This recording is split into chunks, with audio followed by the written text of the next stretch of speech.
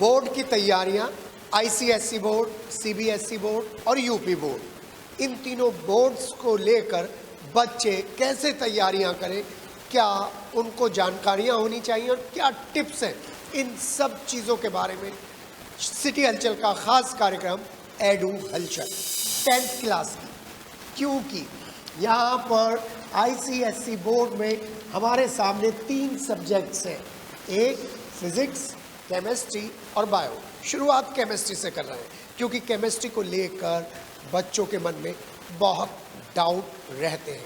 ICSE board में जब हम चारों तरफ घूमें तो हमें एक अनुभव के साथ कुछ ऐसे पाठ मिले कि हमने सरबजीत मैम को आमंत्रित किया, जिनको पूरा आईसीएसई बोर्ड के स्कूल गुम्बन मैडम के नाम से जानते हैं। उनसे उनका कीमती वक्त दिया और जानने की कोशिश की कि किस तरीके से वो केमिस्ट्री जो आईसीएसई बोर्ड में क्लास 10th में आती है उसकी तैयारी की जाए। आइए बात करते हैं मिसेज सरबजीत गुम्बन मैम से। आपका नमस्कार, मिस्टर के Sharma and each and every person who is connected to City Halchal. I'm very grateful that I have this opportunity to actually give a little input to the ICSE students, those students who are going to face the board, and the board examination is very, very close. I wish you all the best, the very best for the coming board examination. अब वो ज़रूरी tips जो आपके paper में आपके लिए घातक हो सकती हैं, हार्मफुल हो सकती हैं, गुम्बन मैम से जानते हैं जल्दी में, फास्टली, कि कौन कौन सी सावधानियां आपको बरतनी है, कौन कौन सी प्रिकॉशंस आपको लेनी है। जी ma'am. Right. On a quick note and moving fast forward, let me tell you, basis, you'll be careful with the equations, what is happening, and this will help you in understanding precipitation reactions. Precipitation reactions will help you with analytical chemistry. So this is about bases. Then I now come to the main topic, that is salts. You are given a few salts for preparation. वो आपने बहुत thoroughly करने हैं. There's a difference between FeCl2 and FeCl3. FeCl2 बनेगा iron plus dilute HCl. FeCl3 बनेगा direct combination से, because एक higher valency लग रही है FeCl3 की. Chlorine becomes an oxidizing agent. So iron and chlorine. ये diagram based question भी आएगा. Diagram में आपसे पूछा जाएगा ये क्या है, ये क्या है, ये कहाँ. You can be asked to label, and you can be asked what are the reagents, what is taken in the combustion tube. So it can come in the diagrammatic form also, it can come in the equation form also. ये दोनों आपको बहुत careful रहना है. Then we come to, जब भी sodium का salt आएगा, सोडियम या पोटेशियम का, तो आप न्यूट्रलाइजेशन मेथड यूज करते हैं, लेकिन न्यूट्रलाइजेशन के साथ टाइट्रेशन लिखना जरूरी होगा. आपको अगर आपसे पूछा जाए how will you make zinc chloride, तो आप न्यूट्रलाइजेशन करते हैं जिंक ऑक्साइड प्लस HCl और zinc carbonate plus HCl, that is you are using a salt of a volatile acid. लेकिन बेटे आपको ध्यान रखना है, अगर सोडियम पोटेशियम का सॉल्ट है वो न्यूट्रलाइजेशन है, लेकिन उसमें हम लोग टाइट्रेशन लिखना मोर इम्पॉर्टेंट. अगर आपके पास 2 ऑप्शंस हैं, so you will choose titration for a sodium salt and neutralization for any other metallic salt except sodium potassium. Any other metallic salt you can use neutralization. Here you have to use the word titration. Next, precipitation, very important. Precipitation में वो salts जो precipitate out करते हैं. I hope precipitate, you all know, is a product that sinks down in a solution, right? Precipitation में carbonates prepare करते हैं आप लोग. All nitrates are soluble. कुछ सल्फेट्स प्रेसिपिटेशन से होते हैं, जैसे CaSO4, BaSO4 and PbSO4, right? So precipitation reaction clear to you. You have to be very clear about the salts that you have to prepare. और precipitation में एक reaction आपको बहुत ध्यान से देखना है. अगर आपको कहा जाए कि आपको लेड कार्बोनेट से लेड सल्फेट बनाना है, very, very important what I'm telling you. Lead carbonate is an insoluble salt. insoluble say you can never make an insoluble salt. This is an important tip that I am giving you for analytical chemistry also. Insoluble को पहले आप soluble करेंगे. PbCO3 will react with HNO3 to give you lead nitrate plus carbon dioxide plus water.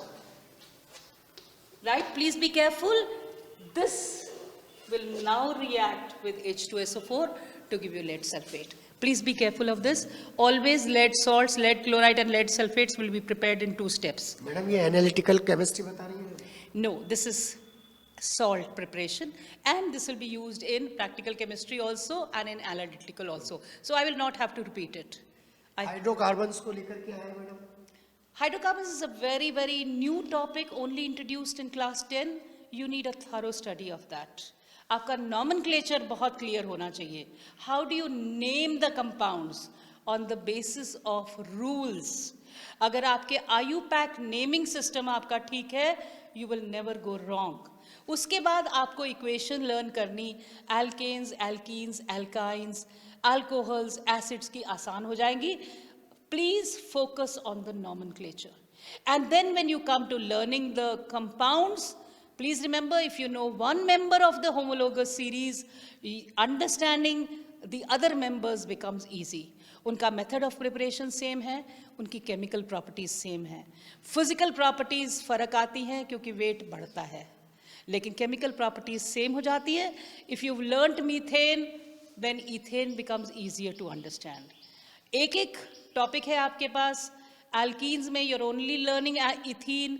Alkynes you are only learning ethyne, that is acetylene. आपको इसमें 2 चीज़ें याद रखनी है. Common name याद रखने हैं आपको. Ethylene for ethene, acetylene for ethyne. ये 2 चीज़ें आपको याद करनी है. Acids में आपको पहले 2 members का common name भी याद करना है. पहला acid group का है methanoic acid, जिसका कॉमन नेम फॉर्मिक एसिड है. दूसरा मेंबर है ethanoic acid which is acetic acid. Because board exam में आपको दोनों नाम से ये पूछे जाते हैं. बस यही 2 पूछे जाएंगे? सिर्फ यही 2. और मेटलर्जी में आए तो मैडम? मेटलर्जी में वी हैव एक मेटलर्जी है आपके पास, दैट इज एल्यूमिनियम की. प्लीज डू इट थॉरली, जिसमें आपको उसका कॉन्सेंट्रेशन भी याद करना है और उसकी Hall-Héroult process of electrolytic reduction बहुत अच्छे से करना है. This, and you must know all the processes which are utilized for the concentration of the ores. Chief ore आपको एल्यूमिनियम की, आयरन की, जिंक की याद करनी है. अलॉयज में आपको जो सबसे इंपॉर्टेंट चीज़ है, अलॉयज में जो आपको मेन कंपोनेंट होता है वो आपको याद करना है. बाकी कंपोनेंट्स जो है उनको याद कीजिए सीरियल वाइज. मेन कंपोनेंट को आप पहले लिखेंगे, बाकी कंपोनेंट की उनको percentage wise in the descending order लिखेंगे. You don't have to learn the percentages because board में परसेंटेजेस पूछी नहीं जाती हैं. बेसिकली अलॉयज के कंपोनेंट्स पूछे जाते हैं. पहले मेन कंपोनेंट लिखेंगे, उसके बाद बाकी कंपोनेंट्स लिखेंगे. अलॉयज को बहुत अच्छे से याद कीजिए क्योंकि स्कोरिंग भी है. This is scoring plus this is practical application. Science has now become a lot practical based and practical based भी जहाँ पर man इसको use कर रहा है. हाँ मैडम, मैन इसको यूज कर रहा है तो फिर एक एनवायरमेंटल केमिस्ट्री भी आ जाती है. उसमें क्या पूछा जाता है मैडम? बेसिकली एनवायरमेंटल केमिस्ट्री में how this is useful to man. जैसे हम कार्बन का, जैसे कार्बन डाइऑक्साइड बहुत ज़्यादा उत्सर्जन होती है. So how, what are the sources of carbon dioxide coming to our atmosphere? It is burning of hydrocarbons. Of course, we know that पेड़ कट रहे हैं and all that is happening. But when we burn hydrocarbons, we are releasing a lot of carbon dioxide to the atmosphere. That is why we are going in for biofuels. Biofuels like hydrogen. Biofuel में से question आएगा madam? No, we will not get. In this year, we don't have any question on that, but this is a question of general knowledge. And हमेशा याद रखिए बेटा, 5% is for the very intelligent. 5% of the paper, 5 to 10% is for the very intelligent students. And here it is your common knowledge, your general knowledge, how you apply It may not be given in the books, but this is application-based questions. You should be ready for anything and everything. Madam paper solve करते हुए और क्या क्या बातें याद रखें madam? सबसे पहले let me explain it to you that जब हम पेपर आपके सामने आता है, आपको 15 मिनट्स टाइम होता है रीडिंग टाइम. उस रीडिंग टाइम में आप पहला सेक्शन नहीं पढ़िए पहले. Always move to reading the second section. Second section में आपको पेंसिल चलाने की इजाज़त नहीं होती है. माइंड में as you read the topic, as you read the questions, mind में रख लीजिए कि मुझे पहले part, second part, third part, मुझे इसमें से suppose it's a 10 mark question, I can attempt 9 I am very clear. इसी तरह माइंड में बनाते जाइए कि मुझे 4 बेस्ट क्वेश्चन कौन से जिसमें मैं मैक्सिमम गेन कर सकता हूँ. Please pick up those 4 questions. Then you come to reading your first section. Because first section तो आपको करना ही है. दो पार्ट्स हैं उसमें, A और B. We have A and B. A is of 40 marks, which is a compulsory section, which is a lot application based, a lot understanding, a lot assertion, reasoning. You have to be very, very thorough with your entire syllabus to attempt the first part. And कोशिश ये होनी चाहिए कि first part में से आप maximum gain कर लें. If you have time, I would suggest कि आप सारे क्वेश्चंस अटेम्प्ट करें. ये बोर्ड हमें इजाज़त देता है कि हम बेस्ट 4 क्वेश्चंस के मार्क्स ही आपके फाइनल में काउंट करें. बहुत अच्छी बात मैडम ने बताई है. जैसे हमने 5 क्वेश्चंस कर दिए, करने हमें 4 थे, तो बेस्ट 5 वो चूज कर लेगा. Best 5 examiner will award you marks on the best 4. So I will suggest only if you have time. If you don't have time, focus on the best 4 questions that you can answer. And when you are attempting the paper, children, as you start to write, you read the question and underline what is asked. You have to be very precise. जैसे मैंने बताया, अगर नाम बोला है तो name लिखिए, product बोला है तो नाम भी लिख सकते हैं, फॉर्मूला भी लिख सकते हैं. Children go wrong with formula. It is preferable, अगर आपके वैलेंसी कमज़ोर है तो आप नाम लिखें. अब I come to a very important section of the paper, that is observations. Observations में बच्चे बहुत गड़बड़ करते हैं. ऑब्जर्वेशंस किस बेसिस पे होती हैं? जब आपने अपनी प्रैक्टिकल केमिस्ट्री थरोली पढ़ ली, जब आपने अपनी एनालिटिकल केमिस्ट्री थरोली पढ़ ली, you should know I have 5 senses. In chemistry, I'm generally asked not to touch chemicals. In chemistry, I'm asked not to taste chemicals in the lab. So आपकी ये 2 senses हम avoid करेंगे. Touch, you can only touch and feel amorphous and crystalline, जो देख के भी पता लग जाता है. प्रेफरेबल है कि ना टच करें अपने हाथ से, ना टेस्ट करें कोई भी chemical. So basically we are relying on our eyes, we are relying on our ears. कुछ सॉल्ट्स को जब आप हीट करते हैं तो डेक्रिपिटेशन साउंड आती है. This is your one observation. This I am talking of dry heating. Then gases evolve होती हैं जब हम एसिड्स डालते हैं. गैसेस के कलर हैं, गैसेस की बबल अगर बहुत स्ट्रॉन्ग है दैट मीन्स एफरवेसेंस है. 100% कार्बन डाइऑक्साइड लिखा जाता है. ठीक है. देन कलर्ड गैसेस हैं, जैसे nitrogen dioxide reddish brown gas है तो the compounds anion is a nitrate.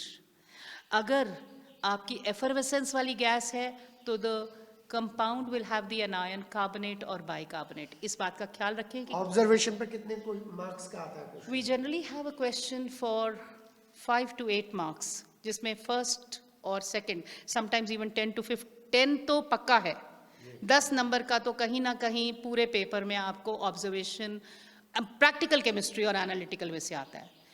जब आप ऑब्जर्वेशन लिखते हैं तो generally it is on residue left, gas evolved dry heating में, और अगर आप सॉल्यूशंस मिक्स कर रहे हैं तो it is on colour of precipitates. You have to be very clear when you mention the color of precipitates and their solubility in excess of NaOH and NH4OH. Madam paper generally कैसा आता है? Difficult आता है क्या? बहुत. See, ICSE physics और chemistry को लेकर ये परसेप्शन है बच्चों का. अगर बच्चे ने पूरा पढ़ा है तो I don't think so chemistry का पेपर डिफिकल्ट होता है, but you have to have thorough study. Chemistry is a lot learning. There's a lot learning in chemistry. आपके concepts, आपके colors of compounds, आपके color of gases, ये सब clear है, आपको दिक्कत नहीं होगी. एक बात और मैडम, MCQ कब करने चाहिए? क्योंकि MCQ सॉल्व करने में टाइम लग जाता है. देखिए, पहली बात, आप क्वेश्चन का ऑर्डर चेंज नहीं करेंगे. Please be very careful when you are solving the paper, when you are answering, do not change the question. अगर आपको किसी चीज़ में शक है, वो जगह छोड़ते जाइए. कटिंग बहुत ज़्यादा मत कीजिए पेपर में. अगर आप कटिंग करते हैं तो उसको प्रॉपरली कट कीजिए. जैसे आपने बॉन्ड लगाया, सपोज आपने बॉन्ड लगाया C डबल बॉन्ड, और फिर आपने इसको डार्क कर दिया. So the examiner is not clear कि आपका ये सिंगल बॉन्ड है या डबल बॉन्ड है. My suggestion to you is do not use whiteners. Please cut it off, write it again. Overwriting मत कीजिए, whiteners नहीं लगाइए. Whiteners is considered not appropriate. Right? कितने घंटे का पेपर आता है? 2 घंटे का पेपर है, और अगर आप थरो हैं तो बहुत आराम से आप 1.5 घंटे में पेपर अटेम्प्ट कर सकते हैं. ऑब्जर्वेशन के क्वेश्चंस आपको मैंने क्लियर कर दिए. टेस्ट के क्वेश्चन, ये भी एटलीस्ट 5 से 8 नंबर का आता है. टेस्ट जब बोला जाएगा तो एक test will be applied to both the जिसके बीच में डिफरेंस बताना है. आपके 2 कंपाउंड्स हैं, उनको आपको कहा गया कि इनके बीच में डिफरेंशिएट कीजिए. फॉर एग्जाम्पल, आपके पास एक HCl सोल्यूशन है, एक NaOH सोल्यूशन है. One is an alkaline solution, one is an acidic solution. और आपको कहा गया केमिकल टेस्ट. आपका सबसे पहला होता है लिटमस डाल दो. Litmus test is not considered a test. Please understand this. When you say a chemical test means you have to use a separate reagent. The reagent could be a metal, the reagent could be a carbonate, the reagent could be a sulfite, the reagent could be a sulfite. You have to use a reagent to show the difference between an acid and an alkali. Let me make that clear. एक reagent दोनों में डाला जाएगा, एक उसका test answer करेगा, एक नहीं आंसर करेगा. For example, very very important, आपको कहा गया लेड आयन और जिंक आयन को आपने सेपरेट करना है. पहले तो आपको समझना है आयन कहाँ से आया. वो आयन एक ऐसे कंपाउंड से आया जो पानी में सॉल्युबल है. मैडम, आपने बहुत डिटेल में बताया, बहुत अच्छी तरीके से बताया. Last time tip. Last time tip is, बेटा कॉन्फिडेंस के साथ जाओ and think that you know everything and you are going to present your paper to the best of your ability. Handwriting should be neat. Always show, in numericals, show you're working on the right side. Step wise working करिए, आपको steps पर भी marks मिलते हैं. So ये हाथ मत छोड़िए. Please continue. You may not get the answer correct, but you will be given step marking. कोई भी आंसर आप फ्रैक्शंस में नहीं छोड़ेंगे, डेसिमल्स में छोड़ेंगे न्यूमेरिकल के लिए. और जब आप न्यूमेरिकल करते हैं, आंसर को please put it in the block. Please put the answer in a block very clearly. This is one tip I give you. Another tip I give you, that be very very precise with what is being asked. Do not go extra. अगर 1 number का question है, आप बहुत ज़्यादा लिखते हैं, आपको 2 number नहीं मिलेंगे, 1 ही नंबर मिलेगा. Be very careful. You have to finish your paper in record time. Be precise. अगर आपको ऊपर लिखा गया है only write the answer. Do not copy the question. Please write only the answer, but the order should be correct. Suppose you are asked tick the correct option. आपको मालूम है इसका आंसर C है, आपने उसकी जगह 1 लिख दिया या 3 लिख दिया. You are losing marks. आपको C ही लिखना है. Be very careful that you're writing the correct sequence. Do not change the sequence of the paper. This is what I have to tell you. Be very clear with your units. अगर आप unit नहीं लिखते हैं, suppose the answer is 12 ग्राम और आपने 12 लिख दिया, you lose 1 mark. There is no half marking in the board. Half marks deduct नहीं होते? You do not get half marks. अगर एक 3 नंबर का क्वेश्चन है, कीवर्ड आपका नहीं है, तो आपको कायदे से आधा नंबर लूज करना चाहिए था, आप पूरा 1 नंबर लूज कर जाएंगे. Keywords are very important. Definitions have to be verbatim. Definition को आप मोल्ड नहीं कर सकते. यूनिट को आप बिल्कुल क्लियरली लिखेंगे, ऑब्जर्वेशंस को क्लियरली लिखेंगे, प्रिंसिपल को क्लियरली लिखेंगे, एक्सप्लेन व्हाई को on the basis of principle लिखेंगे. So you have to be very clear on these things. अभी तक आपने कुछ ऐसी चीजें नोट डाउन की हैं जो आपको जनरली डिस्कशंस और क्लास डिस्कशंस में नहीं मिलती. ये जो डिस्कशन है अभी और आगे है. जी मैम, 3 इंपॉर्टेंट टॉपिक्स देख रहा हूं, आप बिल्कुल फिर तैयार. I just want to tell you about 3 important topics. One is electrolysis. I did not touch the topic. I said, let me touch the topic. Electrolysis, children, be very, very careful of the selective discharge on the cathode and the anode. The ion which is lower will get preferentially discharged as compared to the ion which is higher. Please make sure that you understand inert electrodes, active electrodes. Inert electrodes दो ही हैं, platinum और graphite. बाकी सब active electrodes हैं, they will take part in electrolysis. This is very, very important. Then I come to identifying the element. In the periodic table, a periodic table will be made for you. कहीं suppose यहाँ X लिखा है, यहाँ पर Y लिखा है. I'm not making the entire periodic table. Please do not identify X or Y. आप ये नहीं बताएंगे कि ये हाइड्रोजन है, आप नहीं बताएंगे कि ये कौन सा एलिमेंट है. अगर आपको क्वेश्चन आया है, please explain it in terms of X and Y. चाहे उसकी इक्वेशन है, चाहे उसकी इलेक्ट्रॉनिक कॉन्फ़िगरेशन है, चाहे उसका आयन फॉर्मेशन है. Please explain it in terms of X and Y. Very important. You don't have to identify the element. Next we come to industrial preparation. तीनों की इंडस्ट्रियल प्रिपरेशन है. एसिड्स में दो acids और 1 बेस, दैट इज अमोनिया की industrial preparation है, HNO3 की industrial preparation है, सल्फ्यूरिक एसिड की इंडस्ट्रियल प्रिपरेशन है. बहुत अच्छे से याद करें. और उनकी तीनों भी आ सकती हैं किसी भी रूप में, बिकॉज हर टॉपिक में से क्वेश्चन आना है. हर टॉपिक 10-12 नंबर का है, तो आप छोड़ कुछ नहीं सकते हैं. इंडस्ट्रियल प्रिपरेशन तीनों की बहुत अच्छे से याद कीजिए. कंडीशंस आपको याद करनी है, टेम्परेचर्स याद करने हैं और प्रेशर्स याद करने हैं. प्लीज रिमेंबर, केमिस्ट्री में कंडीशन बदलती है, प्रोडक्ट बदल जाते हैं. Be very careful of the conditions. और ये इसका कोई, वी डोंट हैव एनी विकल्प for this. You have to learn them by heart.